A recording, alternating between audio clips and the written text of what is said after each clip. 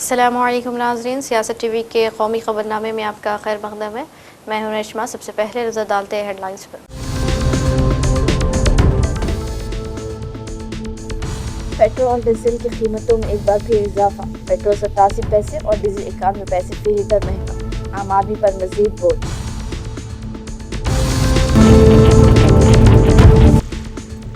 केरला के chief minister VD. Satheesan की नई दिल्ली में सोनिया गांधी, राहुल और प्रियंका से मुलाकात। केरल नई हुकूमत और दीगर उमूर पर तबादला ख्याल।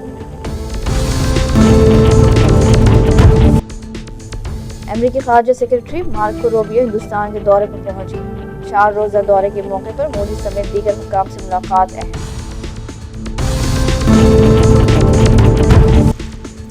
मार्को रूबियो आखिर क्यों बार बार हिंदुस्तान की खारजा पॉलिसी और सिफारती मामलात से मुताल्लिक़ मालूमात अवाम के सामने ला रहे हैं। कांग्रेस की मरकजी हुकूमत पर सख्त तनकीद।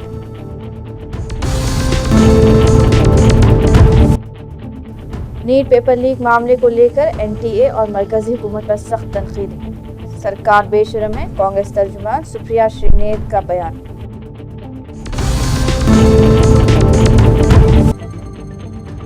वज़ीर आज़म नरेंद्र मोदी आज 19वीं रोजगार मेले में वीडियो कॉन्फ्रेंसिंग के जरिए शामिल हुए। मुख्तलिफ सरकारी महकमों और इदारों में 51,000 से ज़ायद नए तखर्रुर करदा नौजवानों को तखर्रुरी नामे हवाले किए गए।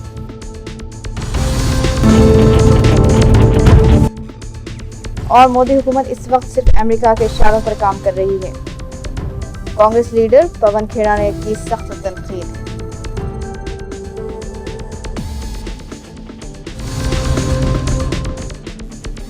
तो ये थी सुर्खियां, पेश है खबरों की तफसील। तेल मार्केटिंग कंपनियों ने हफ्ते से पेट्रोल और डीजल की कीमतों में एक बार फिर इजाफा कर दिया है। मुल्क की सबसे बड़ी तेल marketing company Indian oil corporation के मुताबिक कौमी दारकूमत दिल्ली में आज से पेट्रोल 87 पैसे और डीजल 91 पैसे फी लीटर महंगा हो गया। दूसरे शहरों में भी उसी तनासब से इजाफा किया गया।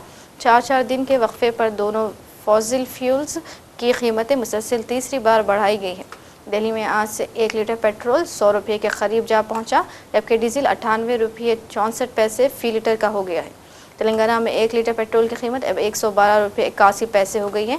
मगरबी एशिया में जारी बहरान और सप्लाई में रुकावट की वजह से बैनुल अक़वामी मार्केट में खाम तेल की कीमतों में उछाल और डॉलर के मुकाबले रुपये में जारी गिरावट से तेल मार्केटिंग कंपनियों की लागत बढ़ रही है।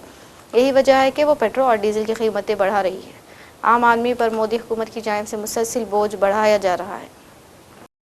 कांग्रेस पार्टी ने पेट्रोल डीजल की कीमतों में इजाफे की मजम्मत की और मोदी हुकूमत से उसको कम करने का मुतालबा किया। कांग्रेस के रुकन पार्लियामेंट प्रमोद तिवारी ने एक वीडियो पैगाम जारी करके इस फैसले पर सख्त नाराज़गी का इजहार किया है। केरला के चीफ मिनिस्टर वी.डी. सतीसन ने नई दिल्ली में कांग्रेस पार्लिमानी पार्टी के चेयरपर्सन सोनिया गांधी, लोकसभा में कायदे हज़्ब इख्तिलाफ राहुल गांधी और कांग्रेस जनरल सेक्रेटरी विनायड रुकन पार्लियामेंट प्रियंका गांधी वाड्रा से मुलाकात की। इस मौके पर केरल में कांग्रेस ज़ेर क़यादत इत्तेहादी हुकूमत और दीगर उमूर पर तबादला ख्याल किया गया। केरला के वज़ीर आला वी.डी. सतीसन ने कांग्रेस सदर मल्लिकार्जुन खड़गे से मुलाकात की और इस मौके पर सतीसन ने तस्वीर शेयर करते हुए सोशल मीडिया पर लिखा, मैंने कांग्रेस सदर मल्लिकार्जुन खड़गे जी से मुलाकात की और उनकी दुआएं हासिल की। अवामी खिदमत के लिए नए अज़्म और वाबस्तगी के साथ आगे बढ़ते हुए उनकी रहनुमाई, हौसला अफजाई और नेक तमन्नाओं पर शुक्रगुजार हूँ। अमेरिकी खारजा सेक्रेटरी मार्को रूबियो हिंदुस्तान के दौरे पर पहुंच गए हैं। 4 रोज़ा दौरे के पहले पड़ाव में रूबियो ने कोलकाता में लैंडिंग की। इस मौके पर अमेरिकी सफ़ीर संजीव गौर ने उनका शानदार इस्तकबाल किया। इस मौके पर हिंदुस्तानी हुकूमत के नुमाइंदे भी मौजूद थे। रूबियो वज़ीर आज़म मोदी और दीगर हुक्काम से मुलाकातें करेंगे।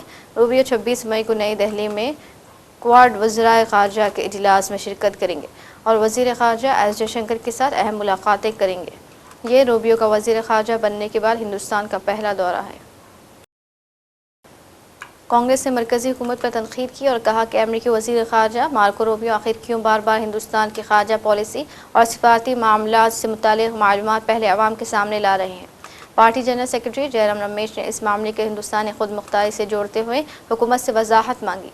इन्होंने कहा कि मार्को रूबियो ने एक मरतबा फिर हिंदुस्तान से मुताल्लिक़ एक अहम सिफारती पेशरफ्त का ऐलान हिंदुस्तान या मुताल्लिक़ा मुल्क की सरकारी तस्दीक से पहले कर दिया। कांग्रेस रहनुमा ने याद दिलाया कि 10 मई 2025 को भी मार्को रूबियो ने सबसे पहले ऑपरेशन सिंदूर रोके जाने का ऐलान किया था। कांग्रेस लीडर ने कहा कि हिंदुस्तान से जुड़े अहम सिफाती मामलात की मालूमात पहले अमेरिका की जानिब से सामने आ रही हैं। जनरल रमेश ने तंज़िया अंदाज में सवाल किया कि अमेरिकी वज़ीर ख़ारजा के पास हिंदुस्तान की ख़ारजा पॉलिसी से मुताल्लिक़ और कौन सी मालूमात मौजूद हैं। इन्होंने कहा कि ऐसे वाक़यात मुल्क की खुद मुख्तारी और सिफाती अमल के हवाले से सवाल पैदा करते हैं। जबकि दौरा हिंद से कबल रूबियो ने तेल के हिंदुस्तान को फ़रोख्त समेत दीगर अमूर पर बयान दिया, जिस पर कांग्रेस पहले भी अमरीकी हुक्काम की जानिब से हिंदुस्तानी खारजा उमूर पर पेशगी ऐलानात पर एतराज़ उठा चुकी है। पार्टी का कहना है कि अगर बैरूनी ममालिक हिंदुस्तान से मुताल्लिक़ हसास सिफाती मामलात की मालूमात पहले जारी करें तो ये मामला संजीदगी से देखने की ज़रूरत है। कांग्रेस तर्जुमान सुप्रिया श्रीनेत ने नीट मामले को लेकर NTA और मरकज़ी हुकूमत पर सख्त तनक़ीदें की। इन्होंने कहा कि सरकार बेशरम है और आवाम को बेवकूफ़ बनाने की कोशिशें जारी है। इस समय देश में भी गजब ड्रामा चल रहा है। पूरे देश ने देखा कि किस तरह से नीट का पेपर फिर से लीक हुआ, कैसे NTA नाम की निकम्मी संस्था ने डॉक्टर बनने का सपना देखने वाले 23 लाख छात्रों का भविष्य एक झटके में दांव पर लगा दिया। पेपर माफियाओं ने देश की राजधानी दिल्ली से लेकर राजस्थान तक, केरलम से लेकर गुजरात समेत देश के कितने ही राज्यों में हजारों लोगों को यह पेपर लाखों के दाम पर धड़ल्ले से बेचा और इसमें कई बीजेपी नेताओं के तार भी जुड़े पाए गए। NTA ने स्वीकारा कि पेपर लीक हुआ है और अचानक से अब वही NTA पलट गया, क्योंकि NTA ने संसद की समिति के सामने कहा कि नीट का पेपर लीक ही नहीं हुआ है, जबकि उन्होंने पहले यह स्वीकारा था कि नीट का पेपर लीक हुआ है। आप इससे अंदाजा लगा सकते हैं कि यह सरकार कितनी बेशर्म है और इसके अधिकारी जनता को बार बार कितना बेवकूफ समझने की गलती करते हैं। इसके पहले शिक्षा मंत्री धर्मेंद्र प्रधान ने भी कहा था कि पेपर लीक नहीं हुआ, लेकिन असलियत यह है कि जिस गेस्ट पेपर का ये लोग हवाला दे रहे हैं वो असली पेपर से हूबहू मैच करता है। अधिकांश सवाल असली एग्जाम पेपर के थे, ठीक उसी ऑर्डर में थे, उसी भाषा में थे, पंक्चुएशन मार्क्स भी सेम थे जो एग्जामिनेशन पेपर में आए थे। क्या ये लोग पेपर लीक से हताश होकर अपनी जान लेने वाले झुंझुनू के प्रदीप मेघवाल या दिल्ली की अंशिका पांडे या हरदोई के ऋतिक मिश्रा जैसे दर्जनों छात्रों के परिवारों से नजर मिला सकते हैं? मतलब क्या हाल कर दिया इन्होंने देश का। कोई ऐसा एग्जाम नहीं है जिसका पेपर लीक ना होता हो। हाल यह है कि national crime records bureau NCRB की जो 2024 की रिपोर्ट है वो बताती है कि देश में हर दिन दर्जनों छात्र आत्महत्या कर रहे हैं कि उनको इस सरकार में अपना भविष्य ही नहीं नजर आता है। और धर्मेंद्र प्रधान को अपने पद पर बने रहने का क्या नैतिक अधिकार है, खासतौर से तब जब पेपर लीक होने के बाद बजाय माफी मांगने के संसदीय समिति के सामने धड़ल्ले से झूठ बोला गया हो। मतलब क्या हाल बना दिया इन्होंने देश का। ना ये छात्र के सगे हैं, ना ये देश के सगे हैं। पेपर लीक होता है, पेपर लीक माफियाओं को संरक्षण देते हैं और संसद जो देश की सबसे ऊंची पंचायत है उसके सामने, उसकी समिति के सामने झूठ बोलते हैं, तो बचा ही क्या है। वज़ीर आज़म नरेंद्र मोदी आज 19वें रोज़गार मेले में वीडियो कॉन्फ्रेंसिंग के जरिए शामिल हुए। इस मौके पर उन्होंने मुख्तलिफ सरकारी महकमों और इदारों में 51,000 से ज़ायद नए तकर्रुर करदा नौजवानों को तकर्रुरी नामे रिमोट के जरिए ऑनलाइन तकसीम किए। मोदी ने अपने बयान में कहा कि मुल्क के लिए नौजवानों की खिदमत अहम है और ज़िम्मेदाराना अंदाज में बेहतर कारकर्दगी से सरकारी महकमे की कारकर्दगी में बेहतरी लाने के लिए खिदमत अंजाम दें। साथियों, आज भारत का युवा दुनिया के हर क्षेत्र में अपनी पहचान बना रहा है। यही स्पिरिट, यही ऊर्जा पब्लिक सर्विस में भी दिखाई देनी चाहिए।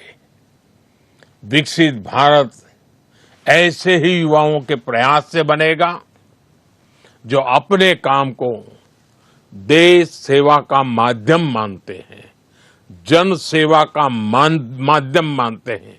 और हमारे यहां तो कहा, जन सेवा ही प्रभु सेवा।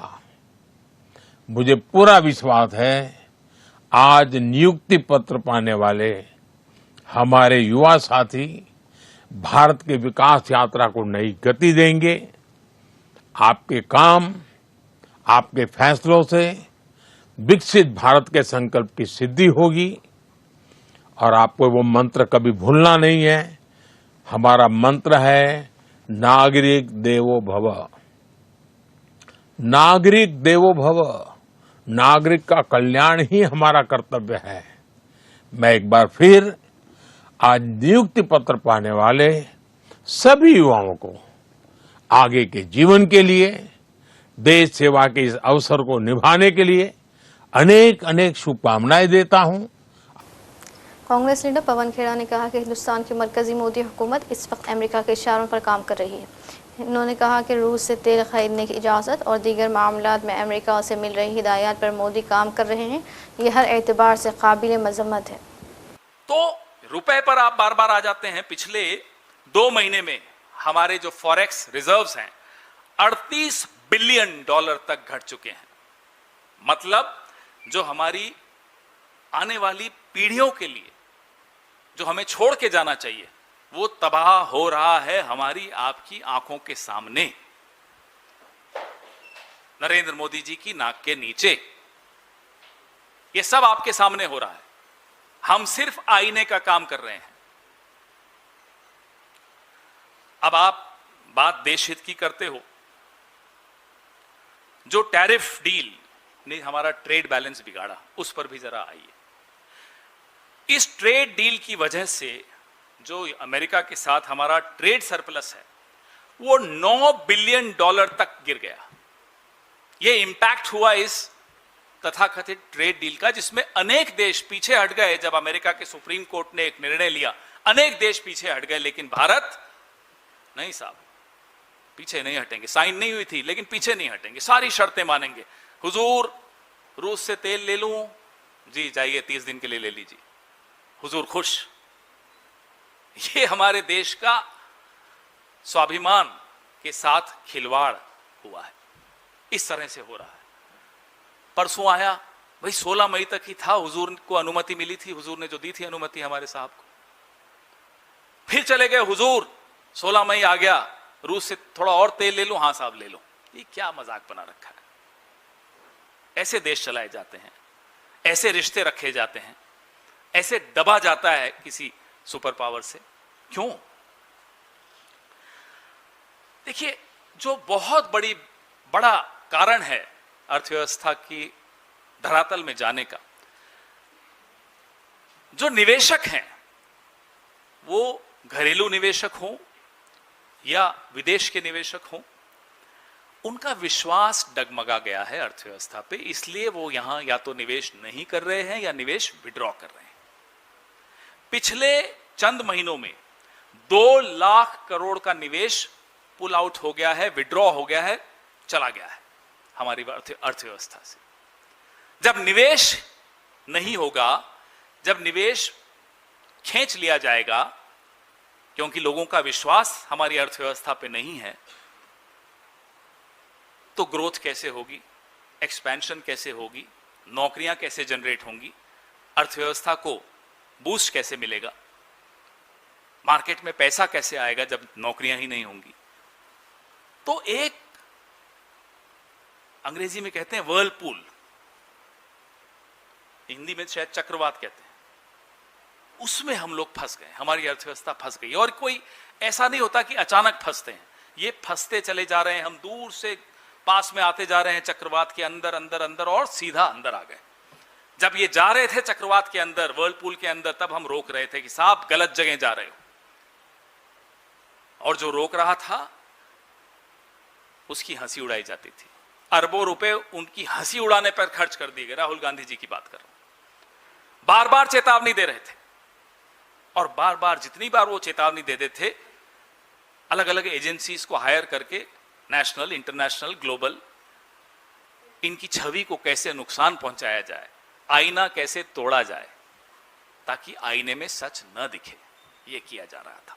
ये टूल किट है इनका। खैर, हमारे मोदी जी को कोई परवाह है नहीं इस चीज की। महाराष्ट्र के वजीर आला देवेंद्र फडणवीस ने मुंबई से शिरडी तक वंदे भारत एक्सप्रेस में सफ़र किया। इस मौके पर इन्होंने खुशी का इजहार करते हुए कहा कि भारत की अपनी वंदे भारत एक्सप्रेस में सफ़र करना शानदार तजुर्बा रहा। इन्होंने वज़ीर आज़म नरेंद्र मोदी का शुक्रिया अदा करते हुए उसे कौम के लिए एक अजीम तोहफा करार दिया। शॉर्ट रेंज बैलिस्टिक मिसाइल अग्नि-1 को चांदीपुर ओडिशा में इंटीग्रेटेड टेस्ट रेंज से कामयाबी से टेस्ट लॉन्च किया गया। लॉन्च से तमाम ऑपरेशनल और टेक्निकी पैरामीटर्स की तस्दीक हुई। यह आजमाइश स्ट्रेटेजिक फोर्सेस कमांड के तहत की गई। कश्मीर में दहशतगर्दी से मुतासिर अफराद के एसोसिएशन ATVK की चेयरपर्सन तस्लीमा अख्तर ने मीडिया से बातचीत की। इन्होंने कहा कि पाक मकबूजा कश्मीर में हमजा बरहान की हलाकत दहशतगर्दी से मुतासिर ख़ानदानों के लिए राहत की खबर है। याद रहे कि हमजा बरहान को पुलवामा हमलों का मास्टरमाइंड करार दिया जाता है। ये आज पूरी दुनिया को पता चल चुका है कि जो हमजा बुरहान वानी अल-बदर का कमांडर जो पाकिस्तान ऑक्युपाइड जम्मू एंड कश्मीर में कल मारा गया है, कितनी जानें कश्मीर में बच गई है रेडिकलाइज होने से। और आज मुझे लगता है उनको इंसाफ मिला है जो पुलवामा अटैक में शहीद हुए थे। और दूसरी बात कि यहाँ की यूथ पे अभी कितना अच्छा इम्पैक्ट वो भी रहा जो वो बच सके रेडिकलाइज होने से भी, क्योंकि अगर ऐसे एलिमेंट्स वहाँ पर रहेंगे जो पाकिस्तान खुद एक टेरर इंडस्ट्री है। मुझे नहीं लगता खाली एक हमजा बुरहान वानी ही पुलवामा अटैक के पीछे एक मास्टरमाइंड था, बल्कि पाकिस्तान के तमाम जितने भी टेरर ऑर्गेनाइजेशंस है वो हमेशा जितने भी कश्मीर में घटना घटी है, चाहे वो पहलगाम अटैक रहा है, चाहे वो पुलवामा अटैक रहा, उन सब के पीछे सबसे पहले मैं मानती हूँ पाकिस्तान के तमाम उन टेरर ऑर्गेनाइजेशनों का मास्टरमाइंड है जितने भी यहाँ पर इनोसेंट टारगेटिंग किलिंग्स हुई है। तो आज ये पूरी दुनिया जान चुका है कि पाकिस्तान जो अमन की बात कर रहा है, अमन फैलाने की कोशिश कर रहा है कि हम अमन चाहते हैं, तो आज खुद ही ISI ने डिक्लेयर किया है कि हमजा बुरहान वानी कोई सिविलियन नहीं था, कोई इनोसेंट वहाँ पर नहीं था, बल्कि वो एक अल-बदर का कमांडर था। तो आप खुद ही सोचेंगे, पूरी दुनिया को ये पता चल चुका है कि एक टेररिज्म पूरी दुनिया के लिए वबाही कितनी है और तबाही कितनी है। एक वो ऐसा गन है, ऐसा बंदूक है जिस बंदूक में खाली दहशत, खौफ और ब्लडशेड है, कोई प्रोटेक्शन किसी के लिए नहीं है। तो ऐसे बंदूकों से हम अपने पूरे कौम को, अवाम को, अपने यूथ को दूर रखना चाहते हैं कि एक गन होता है जो पूरे कंट्री को प्रोटेक्शन देते, पूरे कौम को प्रोटेक्शन देते, उनकी जानों की हिफाजत के लिए होता है। दूसरा गन होता जो जान लेने पर होता है, इलीगल गन जिसको हम कहेंगे, जैसे चूज़ किया था हमजा बुरहान वानी ने। तो ये आज मुझे लगता है जस्टिस कंप्लीट हुआ है। पुलवामा अटैक में जो शहीद हुए थे तो उनकी फैमिलियों को आज राहत की सांस ली होगी उन्होंने। आपको लगता है कि जो मोदी ने बोला था जीरो टॉलरेंस टुवर्ड्स टेररिज्म, उस पर अमल हो रहा है? डेफिनेटली हो रहा है, क्योंकि इससे तो पता चल ही रहा है ना। अब आप देखिए कि एक वो कमांडर जिसको पाकिस्तान में ही मारा गया, तो डेफिनेटली इंडिया तो इसके साथ फुली स्टैंड है कि टेररिज्म को ख़त्म करना, हमें यहाँ पर टेरर फ्री सोसाइटी रखनी है। बल्कि हमारा इनिशिएटिव ये है कि हम पूरे होल वर्ल्ड में टेरर फ्री सोसाइटी रखना चाहते हैं, क्योंकि हम हमेशा टेररिज्म को कंडेम करते हैं। हम कतई भी टेररिज्म को बर्दाश्त नहीं करेंगे, क्योंकि इससे दहशत, खौफ और वायलेशन के सिवा कुछ भी नहीं है। और इससे हर कंट्री की इकोनॉमी डाउन हो रही है, और इससे हर कंट्री में एक इनोसेंट अवाम जो कौम जो है वो राहत की सांस नहीं ले पा रहे, वो डर में जी रहे हैं, उनमें डर होता है। तो हम चाहते हैं कि सब पीसफुली लाइफ जिए, सब अमन की लाइफ जिए, कि ये वायलेशन ना हो, नॉन वायलेंस हर जगह पर रहे। हम उस चीज़ के साथ स्टैंड है कि हर जगह ह्यूमैनिटी हो, क्योंकि इंसान की कीमत, इंसान की जान की कीमत कोई चुका नहीं सकता है, कोई दे नहीं सकता। तो इसलिए उस चीज़ को सपोर्ट दो, उस चीज़ को सपोर्ट करो जिससे हर एक को बेनिफिट है, जिससे हर एक को राहत की सांस मिले, जिससे हर एक खुशहाल रहे।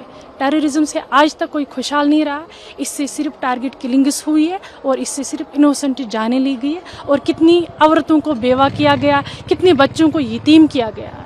तो इसलिए हम उन चीज़ों के साथ नहीं, हम उन चीज़ों के हमेशा अगेंस्ट है, टेररिज्म के अगेंस्ट हमेशा है। तो आज पूरी दुनिया के लिए खुशखबरी है कि पूरी दुनिया को पता चल चुका है कि पाकिस्तान में ही एक बड़ा टेरर मास्टरमाइंड मारा गया है। तो ये खुशखबरी की बात है। और आखिर में हेडलाइंस पर एक और नज़र।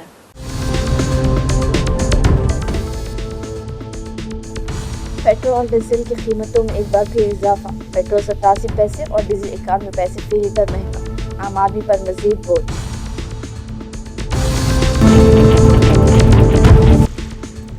केरला के चीफ मिनिस्टर वी.डी. सतीशन की नई दिल्ली में सोनिया गांधी, राहुल और प्रियंका से मुलाकात। किरण नई हुकूमत और दीगर उमूर पर तबादला ख्याल। अमेरिकी खारजा सेक्रेटरी मार्को रूबियो हिंदुस्तान के दौरे पर पहुंची। 4 रोजा दौरे के मौके पर मोदी समेत दीगर हुक्काम से मुलाकात अहम। मार्को रूबियो आखिर क्यों बार बार हिंदुस्तान की खारजा पॉलिसी और सिफारती मामलात से मुताल्लिक मालूमात अवाम के सामने ला रहे हैं? कांग्रेस की मरकजी हुकूमत पर सख्त तनकीद।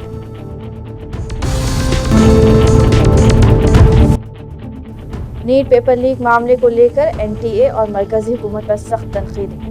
सरकार बेशरम है, कांग्रेस तर्जुमान सुप्रिया श्रीनेत का बयान।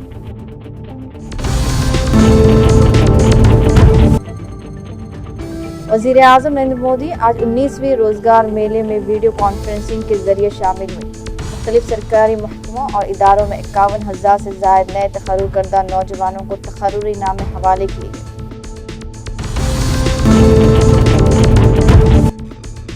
और मोदी हुकूमत इस वक्त सिर्फ अमेरिका के इशारों पर काम कर रही है। कांग्रेस लीडर पवन खेड़ा ने की सख्त तनकीद।